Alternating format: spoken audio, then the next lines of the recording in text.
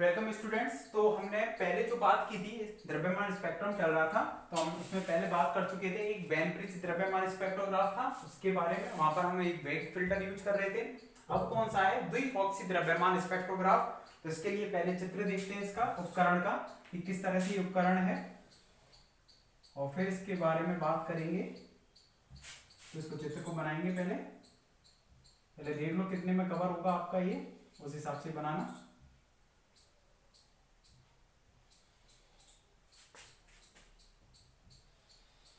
इस तरह से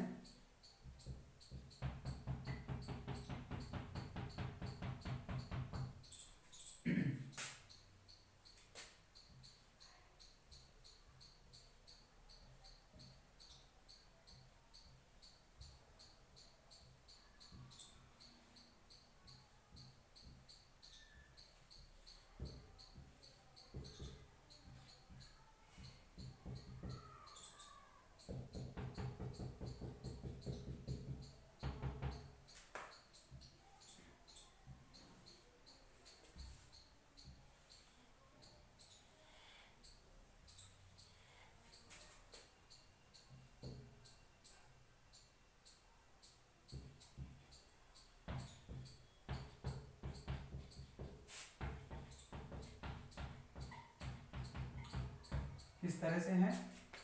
यहाँ पर एक चुंबकीय विश्लेषक है, या चुंबकीय विक्षेपक बोल सकते हैं, उसका यूज करेंगे। उसका केवल कार्य है उसको वृत्तीय पथ प्रदान करना है, जो भी चार्ज पार्टिकल यहाँ पर आ रहा है, और यहाँ पर आने के बाद उसका पथ है, यहाँ से चार्ज पार्टिकल इस तरह से चल रहा है,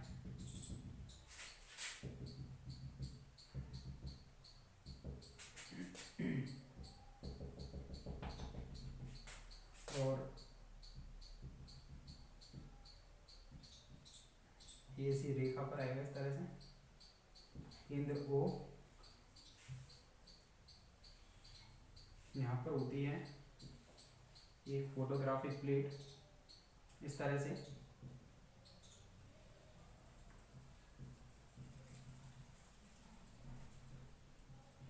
इस तरह से अलग अलग रेखाओं के रूप में यहाँ पर क्या हो जाएंगे, ये इंक्लूड हो जाएंगे। इसको बनाए पहले, चुंबकीय, समझाऊंगा इसको पूरा। पहले इसको बनाए चित्र को। चुंबकीय विक्षेपक, ये फोटोग्राफिक प्लेट, पूरा नाम लिख देना भाई, फोटोग्राफिक प्लेट, ठीक है। और यहाँ पर ये बेलनीय ऊर्जा फिल्टर है, जिसका जो चाप है बेलनीय है, जिसका जो चाप है एक तरह से चाप के रूप में, चाप के संगत जो कोण है वो कितना है, यहाँ पर 127 डिग्री का है ये, ठीक है। यहाँ पर जिस भी वृत्त से निर्मित माना जाएगा, उस वृत्त का चाप कितना, उस वृत्त का के संगत, इस चाप के संगत जो कोण होगा वो कितने का है, 127 डिग्री का। प्लस और ये हो गया माइनस हो जाएगा ये, तो ये वाला काम कर रहा है यहाँ पर आयन स्रोत का। आयन स्रोत के बाद इसमें जाएगा, तो यहाँ पर काम कर रहा है वो ऊर्जा फिल्टर का। ये ऊर्जा फिल्टर है। यहाँ पर क्या लगेगा इस पर, एक तरह से ऊर्जा फिल्टर में कौन सा होता है फील्ड, इलेक्ट्रिक फील्ड। कौन सा फील्ड, इलेक्ट्रिक फील्ड। यहाँ पर होगा एक निर्वात, इस तरह से। इसे बनाए पहले।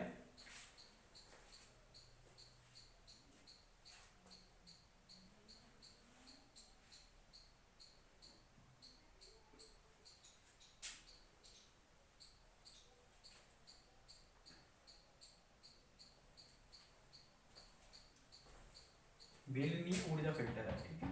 बेलनीय आकृति में है, इसलिए बेलनीय ऊर्जा फिल्टर। यहाँ पर इसको यहाँ पर इसके इलेक्ट्रिक फील्ड लगाया जाता है। किस तरह से, एक प्लेट पर तो पॉजिटिव और एक प्लस पर, एक प्लेट पर नेगेटिव। इस तरह से इलेक्ट्रिक फील्ड इस दिशा में हो जाएगा इस पे।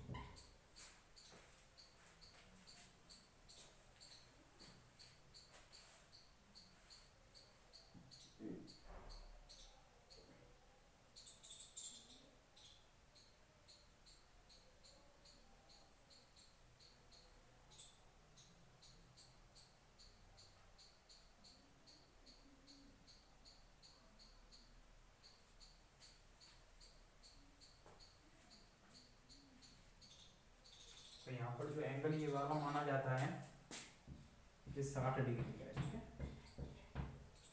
चुंबकीय विक्षेपक बोल सकते हैं, या फिर बोल सकते हैं इसको संवेग फिल्टर। पहले वाले में एक ही फिल्टर यूज किया जा रहा था, वेग फिल्टर, ठीक है, और इसमें दो फिल्टर यूज किए जा रहे हैं, ऊर्जा फिल्टर और संवेग फिल्टर। पहले चित्र को बनाए, फिर एक एक चीज के बारे में देखेंगे किस तरह से ये वर्क कर रहा है पूरा।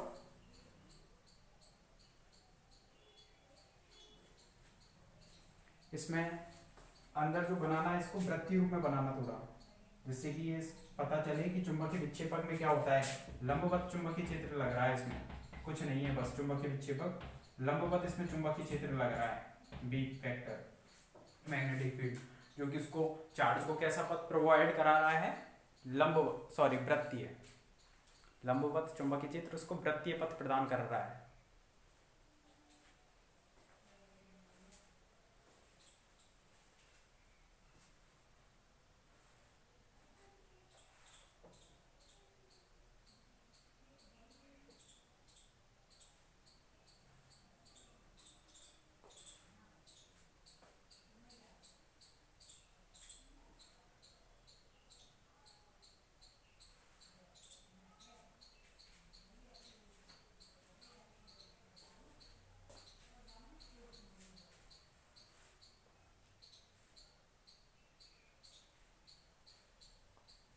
यहाँ से उनका जो पथ है अलग अलग द्रव्यमान के पार्टिकल्स का, वो अलग अलग हो जाएगा, ठीक है।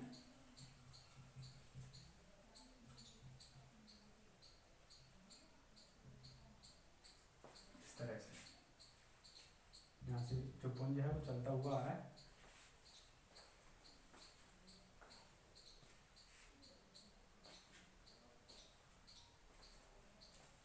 इधर देखें, बना लेना इसको पॉज करके आप पहले, और फिर देखना इसमें आगे। देखो यहाँ पर सबसे पहले हम तीन चीजें थी, आयन स्रोत, फॉक्सन कक्ष, आयन स्रोत, उसके बाद फिल्टर, फॉक्सन कक्ष, इस तरह से था। तो फॉक्सन कक्ष के रूप में तो फोटोग्राफिक प्लेट यहाँ पर है, बीच में फिल्टर यूज है, और यहाँ पर आयन स्रोत है। तो सबसे पहले आयन स्रोत में जिस भी गैस के परमाणु है उसके आयन हमें प्राप्त करने होते हैं, उसको यहाँ पर भर दिया जाता है। इसमें हाई वोल्टेज है, और हाई वोल्टेज कितने हैं, 20,000 वोल्टेज। घरों में कितनी आती है, 220 वोल्टेज आती है, वही लग जाए तो मजे आते होंगे, है ना। 220 वोल्टेज पे बाल खड़े हो जाते हैं, उसी पर ही पूरा शरीर कप आ जाता है 220 वोल्टेज पर। तो यहाँ पर तो कितनी है, 20,000 वोल्टेज है। तो 20,000 वोल्टेज पर उसको, जैसे भी गैस का परमाणु है किसी का, तो उसमें से क्या होगा, इलेक्ट्रॉन एक बाहर निकल जाएगा, इलेक्ट्रॉन को तो ये खींच लेगा, और जो पॉजिटिव चार्ज होगा वो अर्थिंग की वजह से यहाँ नेगेटिव है, एक तरह से इसकी तुलना में नेगेटिव है, तो धन की ओर क्या करेगा, वो खींचेगा, ये वाला धनायन जो होगा। तो इस तरह से उसको एक वेग मिल जाएगा, और वेग मिलते हुए सिलेक्ट S2, S1 और S1 S2 ये वाला क्षेत्र है वो आयन स्रोत का क्षेत्र है पूरा, है ना। तो इसमें आयन बन चुके हैं, धनायन जैसे बन गया, अब वो बेलनीय ऊर्जा फिल्टर में प्रवेश कर रहा है। तो बेलनीय ऊर्जा फिल्टर में क्या होता था, ऊर्जा फिल्टर में तो इलेक्ट्रिक फील्ड होता था, संवेग फिल्टर में मैग्नेटिक फील्ड होता था, और वेग फिल्टर में इलेक्ट्रिक फील्ड और मैग्नेटिक फील्ड एक साथ यूज किए जाते थे, ये ध्यान रखना। दोबारा से सुन लो, बेलनीय फिल्टर में, ऊर्जा फिल्टर में इलेक्ट्रिक फील्ड, संवेग फिल्टर में मैग्नेटिक फील्ड, और वेग फिल्टर में दोनों इलेक्ट्रिक फील्ड और मैग्नेटिक फील्ड यूज किए जाते हैं। तो ऊर्जा फिल्टर में यहाँ पर इलेक्ट्रिक फील्ड यूज किया, तो इलेक्ट्रिक फील्ड की वजह से वो इस तरह से बेलनीय ऊर्जा फिल्टर में वृत्तीय पथ लेकर आएगा, और फिर इस तरह से सीधा निकलेगा, इस तरह से वो सीधा निकलेगा। फिर उसको एक लंबवत चुंबकीय क्षेत्र उस पर आरोपित किया जाता है, क्योंकि किसकी तरह बिहेव करेगा, संवेग फिल्टर की तरह। अच्छा, इसमें से निकलने के बाद उसकी ऊर्जा समान हो जाएंगी, जिनका भी परमाणुओं का द्रव्यमान समान होगा, वो सभी एक फिक्स ऊर्जा लेकर यहाँ से बाहर निकल जाएंगे। जिनकी एनर्जी एक फिक्स एनर्जी से कम है, एक निश्चित ऊर्जा से कम है, या निश्चित ऊर्जा से ज्यादा है, तो वो वहां से नहीं निकल पाते, क्योंकि वो दीवारों से टकराकर उनका वो अपनी एनर्जी को यहीं खो देते हैं। तो एक फिक्स एनर्जी की जो पार्टिकल्स हैं वही कहां से निकलेंगे, इसमें से होकर निकलेंगे, ठीक है। यहां तक निकल गए, किसके जरिए उनको एनर्जी मिली है, एनर्जी उनकी किसकी वजह से हुई है, यहाँ पर जो हाफ mv² जो एनर्जी मिली है वो किससे मिली है, QV से, E equal to QV, E energy equal to QV, ये होता है उससे V कैपिटल, ठीक है, वोल्टेज QV से मिली है, ठीक है। इससे वो एनर्जी लेकर इसमें से निकल जाता है। यहाँ पर लंबवत चुंबकीय क्षेत्र, इसलिए इसका पथ सेम हो जाता है। और संवेग फिल्टर से निकलने के बाद संवेग फिल्टर से जब निकलेगा तो उसका संवेग कैसा हो जाएगा, m इंटू वी समान हो जाएगा। संवेग ऊर्जा फिल्टर से निकलने के बाद ऊर्जा समान हो जाती है, संवेग फिल्टर से निकलने के बाद संवेग समान हो जाता है। तो संवेग फिल्टर को एक त्रिभुजाकार रूप में लिया गया है यहाँ पर, जो कि इसको केंद्र O पर कितने का एंगल बना रहा है, ये भी 60 का ही हो जाएगा पूरा 180 का, तो ये भी कितने का हो जाएगा 60 का। तो इसका जो त्रिज्य कोण है इसमें वो कितने का होगा, 60 डिग्री का। रेखा चित्र S3 से निकलने के बाद वो संवेग फिल्टर में एंटर कर रहा है, जहां पर उसका संवेग समान हो जाएगा।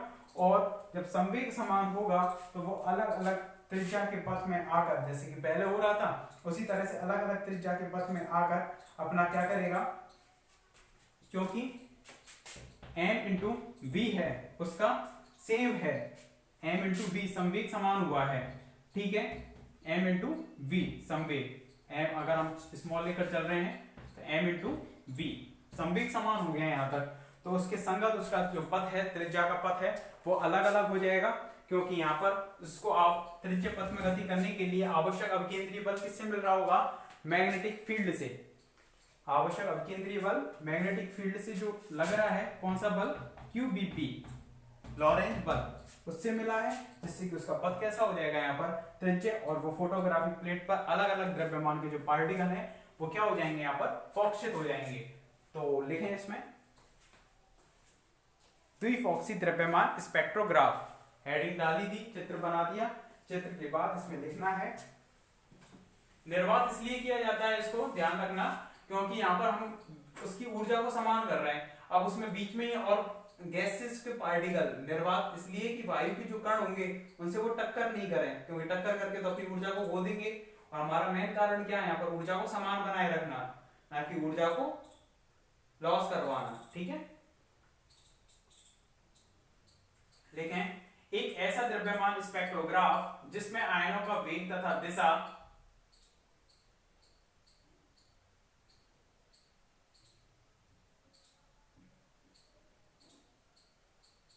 एक ऐसा द्रव्यमान स्पेक्ट्रोग्राफ जिसमें आयनों का वेग व दिशा दोनों का फोकशन किया जाता है,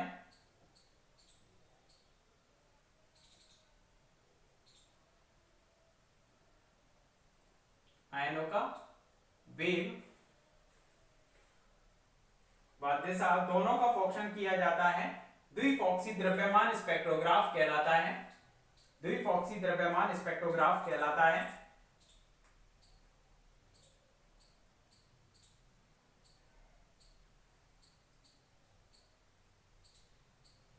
द्विफॉक्सी द्रव्यमान स्पेक्ट्रोग्राफ का निर्माण, द्विफॉक्सी द्रव्यमान स्पेक्ट्रोग्राफ का निर्माण बेन ब्रिज, जो पहले लिखा था वही बेन ब्रिज तथा जॉर्डन ने किया था। पहला तो केवल और केवल किसने बनाया था, बेन ब्रिज ने, लेकिन उसका सहयोग और किया था जॉर्डन ने। तब उन्होंने किसका निर्माण किया था, द्विफॉक्सी द्रव्यमान स्पेक्ट्रोग्राफ का। ये बात ध्यान रखना, बेन ब्रिज तथा जॉर्डन ने किया था। इसके मुख्य अवयव निम्न प्रकार हैं, इसके मुख्य अवयव निम्न प्रकार हैं, और फर्स्ट डाल देना हेडिंग आयन स्रोत, इसी में अंदर डालना फर्स्ट आयन स्रोत, और लिखें इसमें आयन स्रोत में यह एक प्रकार की विसर्जन नली होती है, जैसे पहले यूज कर रहे थे उसी टाइप की, क्योंकि उन्हीं ने बनाया है बेन ब्रिज ने, तो वही चीज यूज की है, अलग दिमाग कहां से लाएंगे वो। यह एक प्रकार की विसर्जन नली होती है जिसमें वह गैस भरी होती है जिसके धनायन प्राप्त करने होते हैं, जिसमें वह गैस भरी होती है जिसके धनायन प्राप्त करने होते हैं,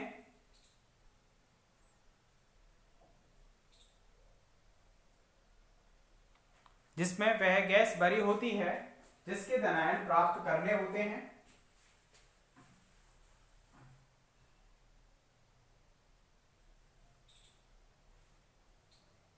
इसमें कैथोड, कैथोड मतलब नेगेटिव, इसमें कैथोड एक रेखा छिद्र S2 के रूप में होता है, इसमें कैथोड एक रेखा छिद्र S2 के रूप में होता है,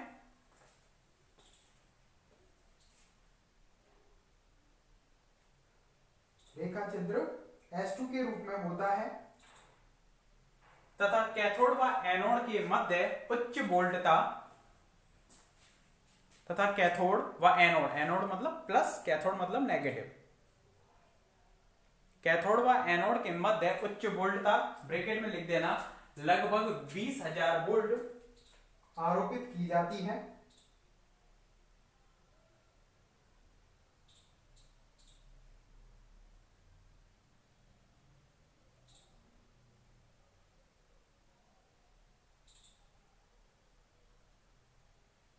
जिससे गैसीय कणों को आयनित कर दिया जाता है, जिससे गैसीय कणों को आयनित कर दिया जाता है। तो आयन स्रोत का तो केवल काम है उनको आयनित करना। उसके बाद फिल्टर है, दो फिल्टर है, ऊर्जा फिल्टर और संवेग फिल्टर, उनमें से उसको एंटर कराएंगे।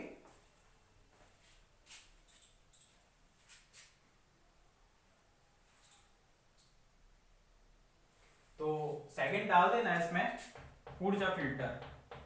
सेकंड जो स्टेप है फिर कौन सा है, ऊर्जा फिल्टर या बेलनीय ऊर्जा फिल्टर लिख देना, ऊर्जा फिल्टर सेकंड हेडिंग।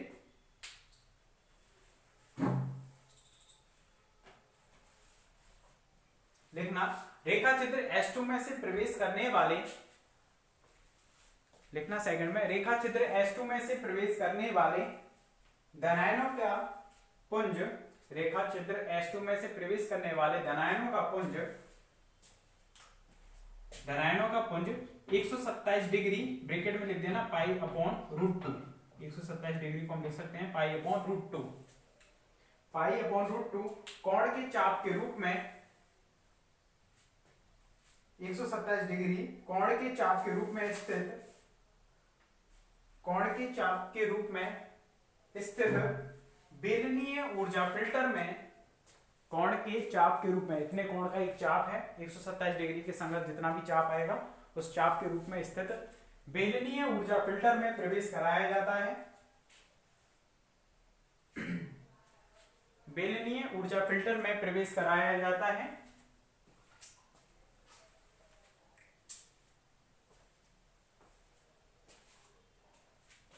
बेलनीय ऊर्जा फिल्टर में दोनों प्लेटों को निर्वात कक्ष में रखा जाता है। जो प्लेटें हैं दोनों को निर्वातित कर दिया जाता है। और क्यों किया जाता है, ताकि वो वायु के कणों से टकराकर अपनी एनर्जी को लॉस ना करें।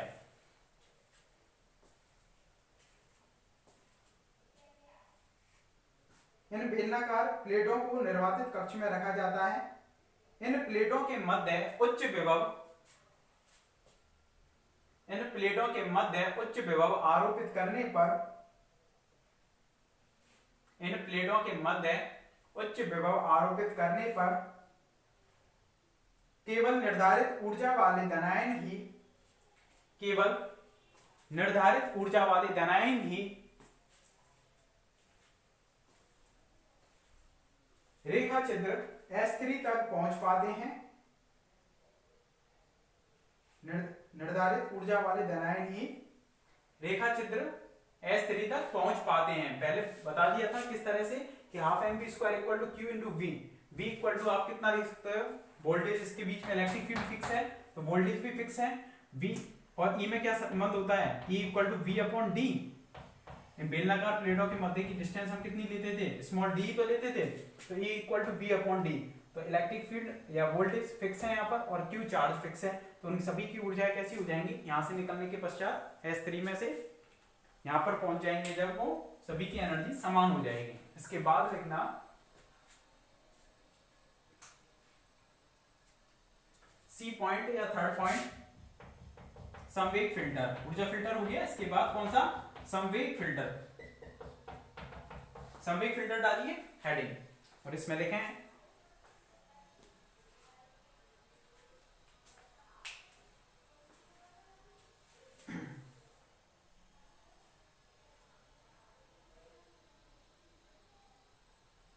लिखना रेखा चित्र S3 से निर्गत, रेखा चित्र S3 से निर्गत पुंज को 60 डिग्री के त्रिज्य खंडी, रेखा चित्र S3 से निर्गत पुंज को 60 डिग्री के त्रिज्य खंडी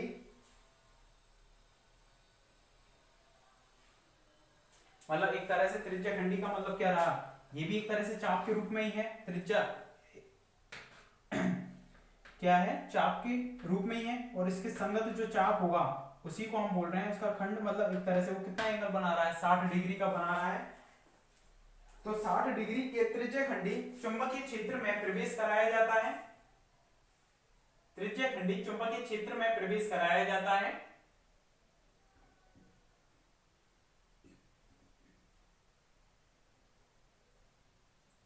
चुंबकीय क्षेत्र से निकलने के पश्चात उनका संवेग समान हो जाता है।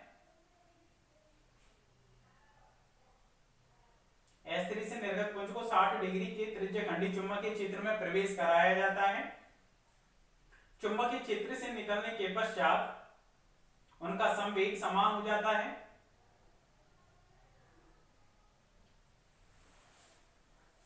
यह चुंबकीय क्षेत्र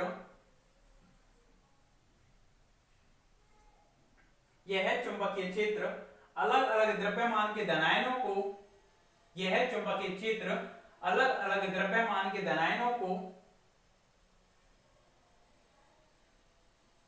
क्योंकि पहले भी हमने लिखा था जो वेग है या पथ की त्रिज्या है वो किस पर डिपेंड कर रही थी, द्रव्यमान पर। तो अलग अलग द्रव्यमान के जो पार्टिकल हैं अलग अलग पथ हैं, यहाँ पर अपने आप को अलग अलग पथ पर रखकर अलग अलग त्रिज्या के पथ पर और फोटोग्राफिक प्लेट पर क्या हो जाएंगे, वो संरेखित हो जाएंगे। ये चीज ध्यान रखना। यह चुंबकीय क्षेत्र अलग अलग द्रव्यमान के धनायनों को अलग अलग कोणों पर विक्षेपित कर, यह चुंबकीय क्षेत्र अलग अलग द्रव्यमान के धनायनों को अलग अलग कोणों पर, अलग अलग द्रव्यमान के धनायनों को अलग अलग कोण पर विक्षेपित कर फोटोग्राफिक प्लेट पर फोकसित कर देता है।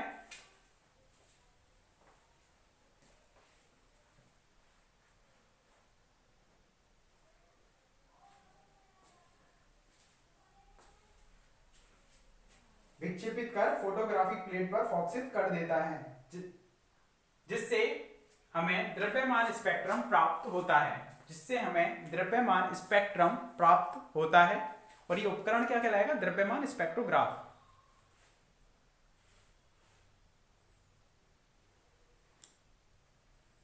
द्रव्यमान स्पेक्ट्रम प्राप्त होता है। इसकी कुछ विशेषताएं हैं, तो विशेषताएं हेडिंग डालकर इसमें लिखे हैं। इसमें देखिए एक तो जो स्पेक्ट्रम प्राप्त होता है वो रेखिक प्राप्त होता है, और इसमें रेखा चित्र S3 बिंदु O, ये वाला बिंदु O फोटोग्राफिक प्लेट एक ही रेखा पर स्थित है, तो इसमें दिशा है उसका भी फंक्शन हो जाता है। जो चार्ज पार्टिकल आ रहा है इसमें पुंज बनाते हुए उसकी दिशा का भी हमें पता चल जाएगा कि वो इसी दिशा में आएगा, संरेखित होगा, क्योंकि उसी हिसाब से सब एरेटस को बनाया गया है। तो दिशा ऐसे नहीं कि वो इधर घूम के आएगा या इधर घूम के आएगा, वो इधर ही जाएगा। इसलिए हम कह रहे थे इसमें कि उसमें दिशा और वेग दोनों का क्या कर रहे हैं, हम फंक्शन कर रहे हैं। तो लिखें इसमें, इस स्पेक्ट्रोग्राफ में, इस स्पेक्ट्रोग्राफ में रेखा चित्र S3, इस स्पेक्ट्रोग्राफ में रेखा चित्र S3 बिंदु O तथा photographic plate P, photographic plate P तथा फोटोग्राफिक प्लेट P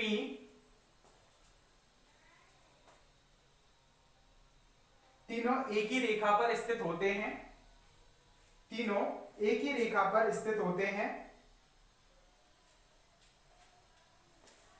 तीनों एक ही रेखा पर स्थित होते हैं।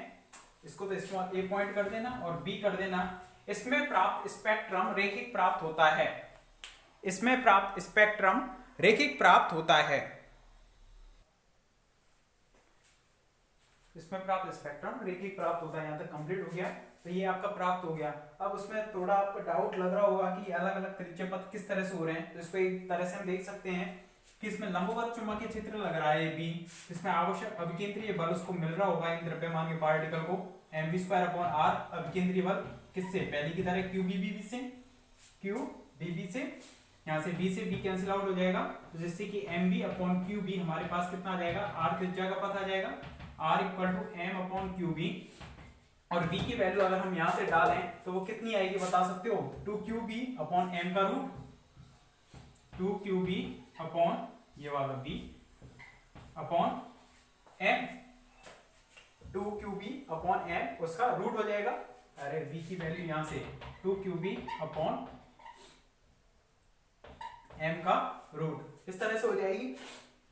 अब देखें यहाँ पर जो त्रिज्या है वो किस किस पर डिपेंड कर रही है, चार्ज उसका कांस्टेंट है, मैग्नेटिक फील्ड कांस्टेंट है, यहाँ पर जो वोल्टेज आरोपित कर रहे हैं या वोल्टेज को हम किसके रूप में भी लिख सकते हैं, ईडी के रूप में, ई इंटू डी करके भी लिख सकते हैं। तो इलेक्ट्रिक फील्ड कांस्टेंट है, सभी कांस्टेंट है, केवल आर त्रिज्या का जो पथ है वो किस पर डिपेंड कर रहा है, द्रव्यमान पर। तो अलग अलग द्रव्यमान के जो पार्टिकल है यहाँ तक पहुंचे हैं, ठीक है, यहाँ तक पहुंच चुके हैं, लेकिन द्रव्यमान अलग अलग होने की वजह से उनका जो पथ है, त्रिज्या है, त्रिज्या अलग अलग है, मतलब पथ भी उनका अलग अलग हो जाएगा। जैसे पहले बन रहा था इस तरह से अलग अलग त्रिज्या का पथ, उसी तरह से यहाँ पर भी अलग अलग त्रिज्या के पथ में वो क्या हो जाएंगे, संरेखित हो जाएंगे, और हमें फोटोग्राफिक प्लेट पर स्पेक्ट्रम है वो प्राप्त हो जाएगा। ठीक है, यहाँ तक आपका ये कंप्लीट हो गया, वेन ब्रिज द्रव्यमान स्पेक्ट्रोग्राफ और द्विफॉक्सी द्रव्यमान स्पेक्ट्रोग्राफ। ठीक है, आते हैं ये क्वेश्चन, ठीक है, तो पढ़ना इनको, इसके बाद नेक्स्ट इसमें करेंगे नेक्स्ट लेक्चर में। ओके।